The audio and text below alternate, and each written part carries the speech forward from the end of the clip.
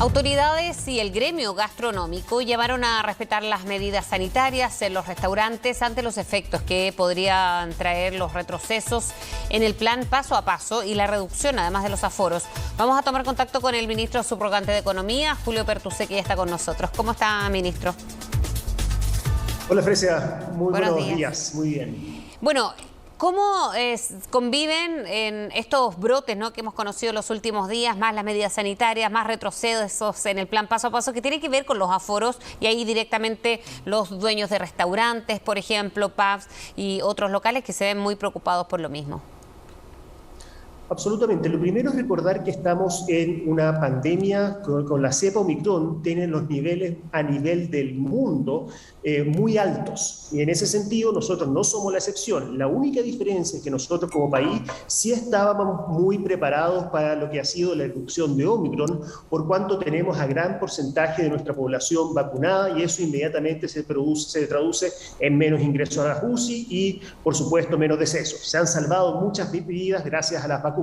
Ahora, desgraciadamente, cada vez que existe un retroceso, nosotros tenemos que empezar a restringir de alguna forma los aforos para que la gente pueda estar un poco más distanciada. Y eso repercute efectivamente en algunos sectores de la economía, en particular lo que puede llegar a ser el sector de los eventos, las actividades masivas, lo que pueden ser las fiestas y los bares y los restaurantes. El plan, tal como está diseñado, ahora lo que va a permitir es que ojalá se privilegie lo que son las aperturas en espacios abiertos. Aprovechemos que estamos en el verano y no hay un límite todavía, depende un poquito del paso, pero la cantidad de personas que puedan estar por mesa, por lo menos en fase 3 o en fase 2, si es que están afuera, no hay mayor restricción en eso. Eso permite tener una mayor continuidad operacional y esas son precisamente las cifras que se están viendo reflejadas también en los indicadores del IMASEC. Y eso, ¿ustedes cómo lo están viendo? Porque conocíamos el IMASEC y claro, siempre en comparación con el año pasado que recién comenzaba un repunte bien incipiente,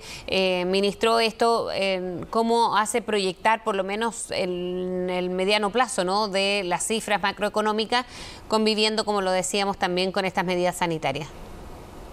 A ver, dos cosas. Nosotros, el IMASEC, el año pasado se creció a un 12%, esa cifra viene impulsada por distintos factores, y aquí también el INE dio a conocer las cifras de empleo, y en las cifras de empleo también se dio cuenta de que el sector servicios creció casi un 30%, y eso es muy positivo, de acuerdo a las estadísticas que nosotros están entregados, significa que se puede empezar a convivir de mejor forma lo que es el manejo de la crisis sanitaria, producto de las vacunas, con el impacto que no sea tan oneroso en la economía y en ciertos sectores económicos en particular. Y creemos nosotros que eso es, de cara al futuro, esta ola Omicron, tan rápido como crece, debiese empezar a decrecer. Por lo menos esos son los datos que nosotros estamos obteniendo de los distintos países que están un poco más avanzados que nosotros porque les llegó la ola antes, y en particular a lo mejor lo que está sucediendo en la región de Tarapacá, que ya muestra un declive, y la mayoría en todas las regiones del país está desacelerando la propagación de este virus.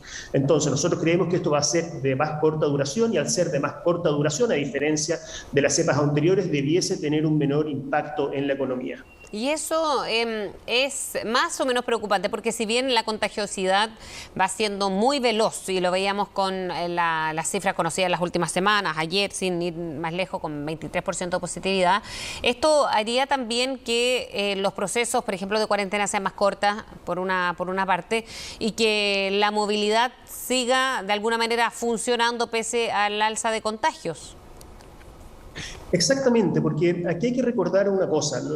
Todo el plan que se ha diseñado, el plan paso a paso, se diseñó en condiciones muy distintas cuando todavía no teníamos las vacunas, y también se diseñó para una cepa que tenía características particulares, la gamma, después fue la delta, y la verdad es que para la variable Omicron, que está siendo mucho menos letal, eso está documentado en toda la literatura que nosotros hemos podido revisar, pero también nos pilla con un país que está vacunado. Entonces, la estrategia también tiene que ir cambiando en cómo nosotros podemos ir generando mayores incentivos para quienes están rezagados o quienes incluso no se han puesto la primera dosis.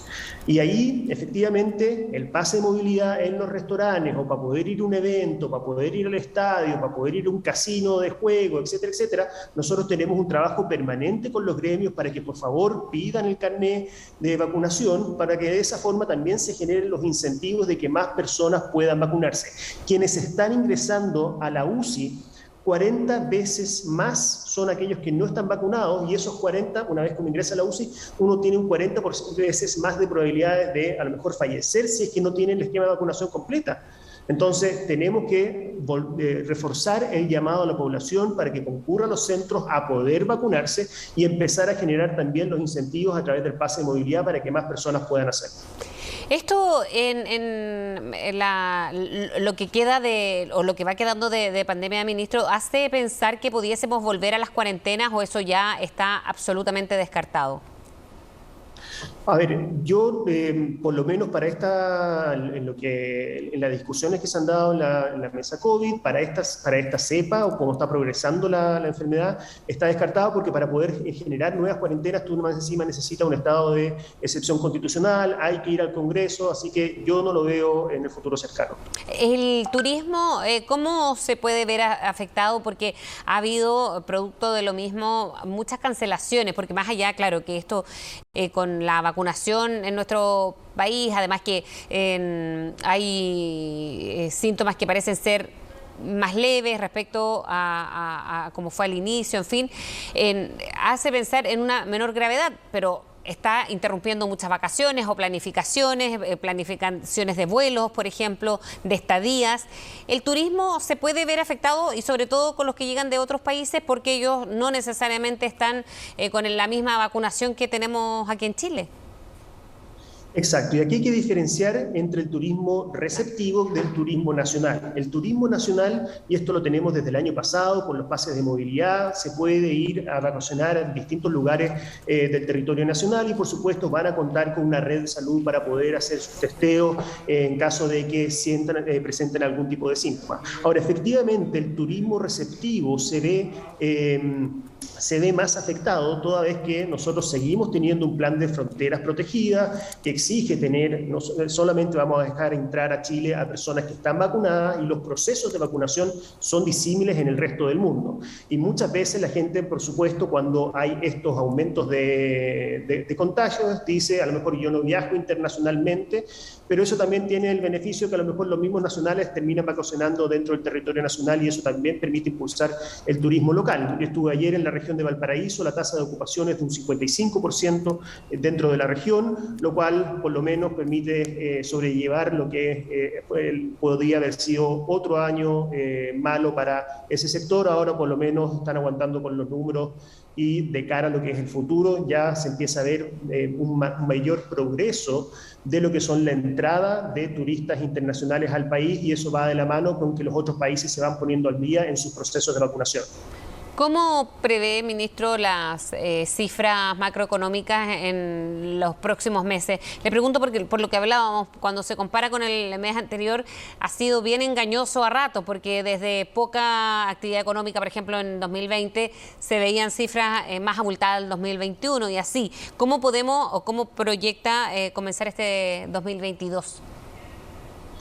El 2022 nosotros, bueno, todas las proyecciones indican que este año se debiese crecer en torno a un 2 y a un 4%. Y ese impulso de crecimiento viene dado también, por supuesto, por un aumento de lo que es la inversión extranjera, que creció entre un 16 y un 18% de acuerdo a las últimas cifras. De mantenerse eso, podemos mantener un crecimiento. Ahora, siempre existen incertidumbres en función de lo que pueda aparecer en la nueva Carta Magna que se está redactando, y eso también afecta a lo que es la inversión del país. Entonces, a nivel tendencial podemos empezar a seguir pensando que podemos crecer en 2%, la pandemia va a estar controlada porque esta cepa es más benigna y tenemos al país vacunado y ahí va a depender un poco de las reformas más estructurales que ya sea emanan de la nueva Carta Fundamental o de las acciones que pueda tener el próximo gobierno, cómo se proyecta un crecimiento por sobre esa cifra.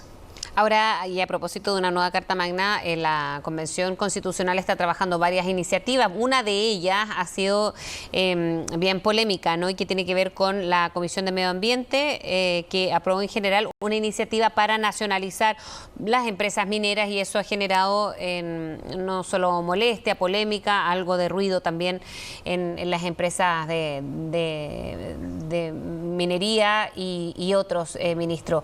¿A usted qué le parece esa iniciativa en particular?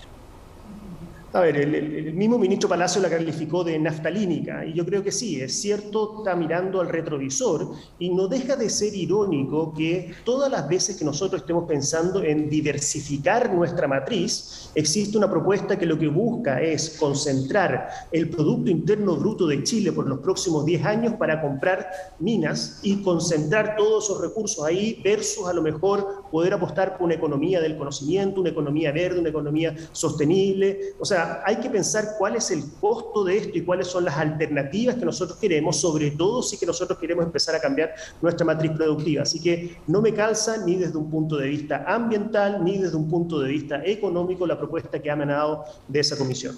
Bien, Julio Pertusé, ministro subrogante de Economía, muchísimas gracias por hablar esta mañana con CNN.